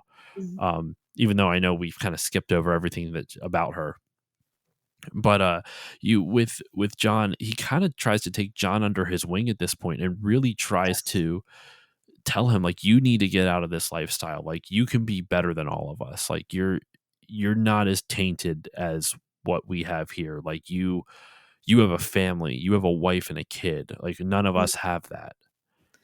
And he yeah, and it kind of was sorry, what? sorry. Good. No, I was just gonna he just kind of like really takes John under his wing and tries to get him to start Yeah. thinking about the future and not just the next score. Yeah, and I think a lot of that is wrapped up in his tuberculosis as well as what's going on with Dutch, because right before the mission you have with Sadie with the hot air balloon, Arthur collapses in the streets of Saint Denis, and Yes. he gets taken to the doctor, and he gets his diagnosis of tuberculosis, and that there's no help for him. He's going to die. And that's when he starts coming to terms with his own mortality, which I think is a beautiful, part of the story, which stretches across the entire final chapter, chapter 6. So part of him telling John, "You need to get out," was just like him kind of saying his final goodbyes. Is like he's trying to take care of the people who are innocent, well, so to speak, as innocent as you can be in an outlaw gang, Yeah. um, who are innocent and not siding with Dutch. Like he's trying to, make sure they're okay before he dies. It's almost like his method of atoning for Yeah. a lifetime. Like he kind of realizes that I could have done better. Like once you kind of stare Mhm. your mortality in your in the face, I guess it really examines like, well, what did I really do with my life? Like what have I Yeah. done, and like has it been worth what I've done? And I Yeah, and I really don't feel think he feels that way. I don't think he feels, that he had a good life. I don't think and he feels good about himself at all. no, and it's the that what makes the ending so interesting because, well, let's kind of jump to the ending, but in a not direct way. So what I mean by that is like, when you pretty much after you rescue John, you show back up at camp with John, and pretty much everyone there is against you now. Like Mhm, because Dutch specifically told you don't go rescue John. He's gone, and that's mhm, not that's insane. Um, I believe you find out in between this mission and the final confrontation with Dutch that it was Micah who has been working for the Pinkertons. mhm, But this is where you really see the lines drawn. Like John, Arthur, Sadie are on one side. I don't know if Sadie's with you at that moment, but it's at least John and Arthur, mhm. and Javier, Bill, and Dutch over on the other, and Micah, of course, over on the Yeah. other. And it's really like what ends up happening is you chase basically you end up, I forget exactly how you get up there, so feel free to fill in the gaps that I'm misremembering here if you remember. But Mhm. basically it ends up like you end up in a three-way standoff between Arthur, Micah, and Dutch, because you've successfully kind of convinced Dutch that Micah's a snake. Like he's been playing Mhm. you for a fool this whole time, if I Yeah, like, remember correctly. he's I think at that point, Dutch is, like, still unhinged, but at the same time, he's like, "Wait, did you betray us?" So he's, like, on the fence, he's not sure what's going on and what to believe. Mhm. And what ends up happening though is that they it's this is the part where you're like whether you played honorable or dishonorable really comes in, because Mhm. it's the difference between Micah mercilessly executing you if you play with low honor, and high honor is you kill, like you don't kill Micah, but you let Dutch lets him get away and you let Dutch get away, I believe, and you just kind of die from tuberculosis right there. Yeah, he dies on a hill. At one point in chapter 4, I believe, there's you know how you could go into camp at any time you want throughout the entire game, is you can have some random conversations with some of the camp members, not part of a mission at all. They just kind of start talking to you, and sometimes Arthur talks back. And one thing that there was a conversation he had, and I can't remember who it was with, but they were asking him, "How do you want to die, Arthur?" And Arthur said, "I'd be fine, on a hill facing east during the sunrise." And if you play high honor, that is how he dies. It's a mountain, not a hill, but um, he turns his head. His last action while he's laying there, barely able to breathe, is he turns his head and faces east, and the sun starts to rise. And that is your last shot of Arthur living, is dying the way he wanted to die. Yeah, it's it's very beautiful the way they, because it's a shot from the back, like the camera shot, not a bullet, Yeah. but like it's a camera shot from behind. You see Arthur facing the sunrise, or sunrise, after the chaos of what happened. And I'm really blanking on the events leading up, because there's a lot of like talking and arguing between like Micah Yeah. and Arthur and Dutch, and Yeah.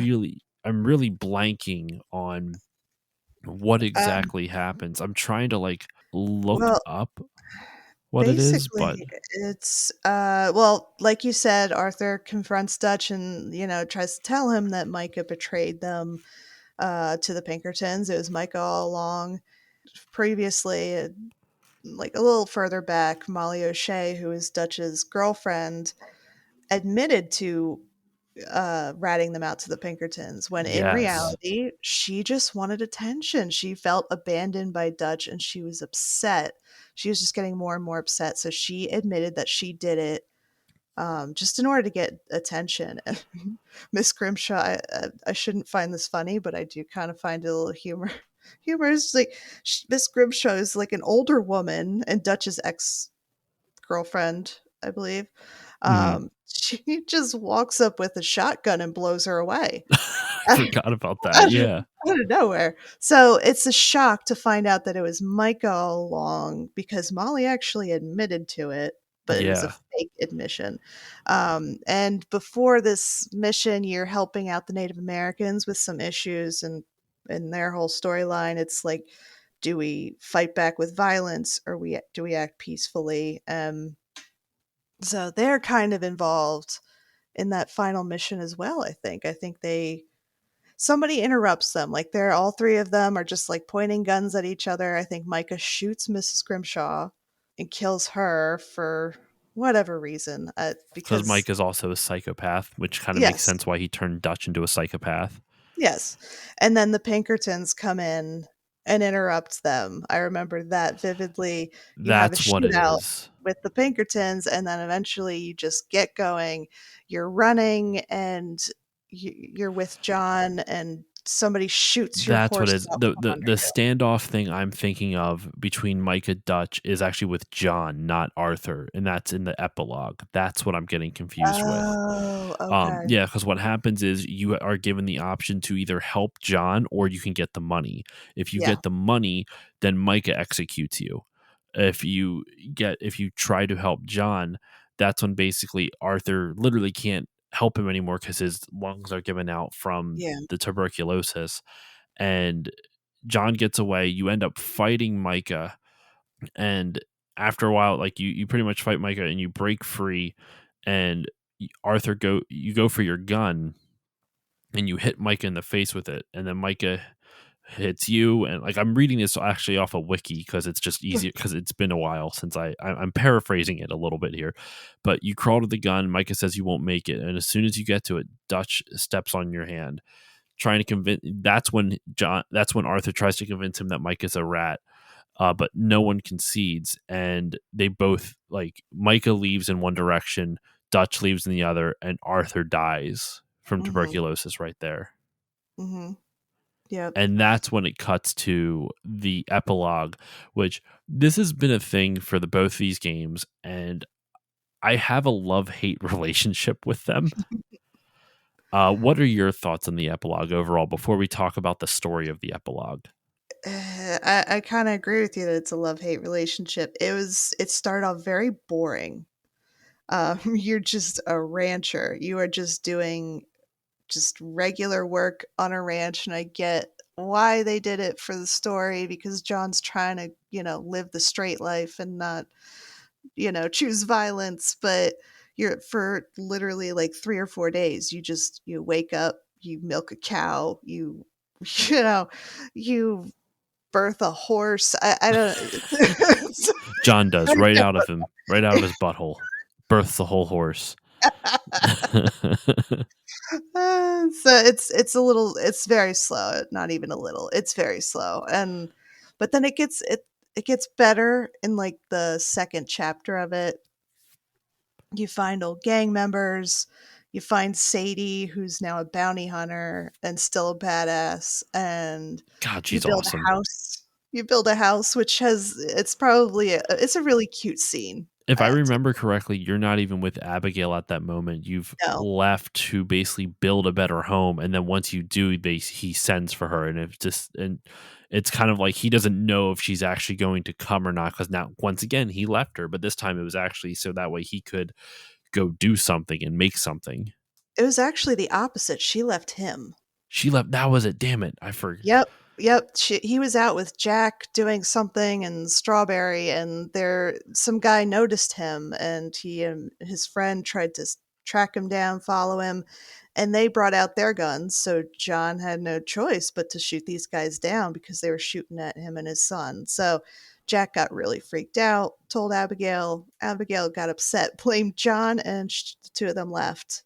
And so his this whole house was an endeavor to try and win back her heart because this she mentioned this ranch called Beecher's Hope, that it was for sale. It wasn't that expensive, and they could build a ranch and start a new life for themselves. So he's trying to fulfill her wishes and prove to her that he can be a normal guy. A Not just normal a guy. gunslinger. Yeah. Yeah, he is not a gunslinger anymore. He's normal. But yeah, I thought that was really cute. The soundtrack, they're just building the house together, John and Charles and Uncle. I think it was Yes, I just the forgot two. Charles was there to help too. Yep, Thank he was. God they didn't kill him. He was my Oh like my god, my yeah. favorite characters in the game were Hosea, Charles, and Lenny. Besides Arthur, of course, and of course Sadie. Mhm. Sadie Yeah.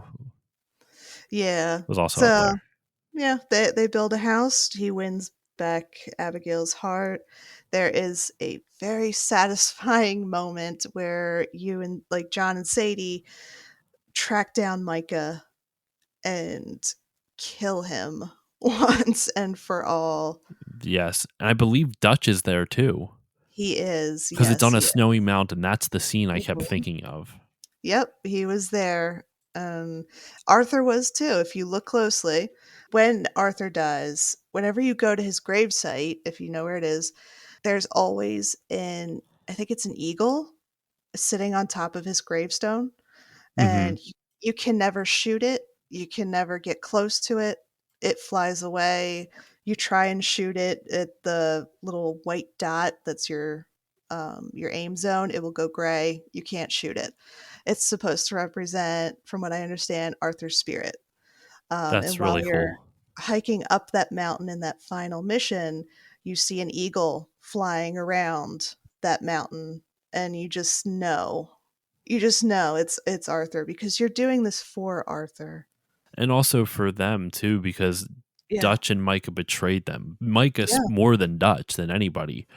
Mhm. And then you take out Micah, and the way the game ends, the final scene is you see the Pinkerton agent. I am blanking on his name. Hold on, I have it right here. Edgar Ross, Agent Ross, Mhm. is watching John's ranch, which foreshadows obviously everything that happens in the Is first he? Red Dead game. I don't remember that. Yeah, the final scenes is you see Agent Ross observing his ranch from a distance. I do remember that. I think it's like in a post credit scene or something. Oh, okay. But the epilogue stuff, I have a love hate relationship just because it is so long and so tedious. But at the same Yeah. time, I think it was a little bit too long in this one. I think it was just right. It was Mhm. still slightly too long in the first one, but I think Mhm. actually, you know what? No, let me put it this way. First one, I think it was the right length, but the stuff that you did that made it slow was really boring. Like it wasn't fun. At least the stuff in this epilogue I found to be more interesting, but it just lasted too long. Like there was just too much of just mundane stuff happening. But I like that they do that. I like that there is a moment of breath. Like Yeah. you have a moment to take a breath. The juxtaposition, if you will, of all the chaos of that happened. Like you go off this emotional high, not high, but Yeah. this emotional moment of Arthur dying, and then it cuts to this, and so it's somber. It's somber in a way that like it's strange because, but they do it in a different way. Like you're sad about Arthur. Mhm. John and Abigail aren't on, like they're struggling too, so they're somber for a different reason, so the moods match each other a little bit, so you still feel that like sense of sadness of everything that's been going on, and it gives you time to really absorb that and take that in and think about, Arthur's death and everything that happened while you're doing these chores on this ranch. It just goes on a little bit too long, but like Mhm. the first game, there is a revenge mission in in the epilogue. Like after you do all this stuff, then you, well, sort of the epilogue in the first one isn't a revenge mission. It's the post credits game portion that's the revenge mission, taking out Agent Ross. In this one, the epilogue is a full on revenge mission, taking out Micah for what he did to Mm. the gang. For him, literally, I mean, he didn't cause Arthur to get TB. Arthur would have died either way, but you still blame Micah for Arthur's death in a strange way. He made it worse. He made it 10 times worse. Arthur may have died in his own bed. He may have died in a hospital. He may have died with loved ones around him, but instead he died alone on a mountain because Micah just messed everything up. Everybody was separated, everybody, like, physically and emotionally, separated, and he was alone, and that's sad.